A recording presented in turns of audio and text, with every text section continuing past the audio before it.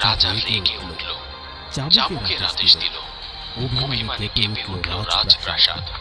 কিন্তু সে জানত না এই বৃদ্ধের পিছনে আছে এক রহস্য, এক তাকদীর, যা আল্লাহর হুকুমেই লেখা হয়েছে। এই কাহিনী প্রেমের নয়, এটা ঈমানের, আল্লাহর উপর সম্পূর্ণ ভরসার। এই ভিডিও শুধুমাত্র একটি গল্প নয়, এটি এক শিক্ষা। যারা আল্লাহর উপর ভরসা রাখে তাদের কদর করে স্বয়ং আসমান। দর্শকবৃন্দ, অনেক সময় আগেকার কথা, এক অত্যন্ত সুন্দর গ্রাম ছিল। সেই গ্রামে একজন রাজা থাকতেন। তার একটি সুন্দর কন্যাও ছিল। বাবা তার কন্যাকে অত্যন্ত ভালোবাসতেন। যখন তার মেয়ে বিয়ে করার উপযুক্ত হয়ে উঠল, তখন অন্য রাজাদের কাছ থেকে তার জন্য প্রস্তাব আসতে শুরু করল। রাজা নিজেও কিছু ছেলের সঙ্গে সাক্ষাৎ করেছিলেন তার কন্যার বিয়ের জন্য, কিন্তু এখনো পর্যন্ত তিনি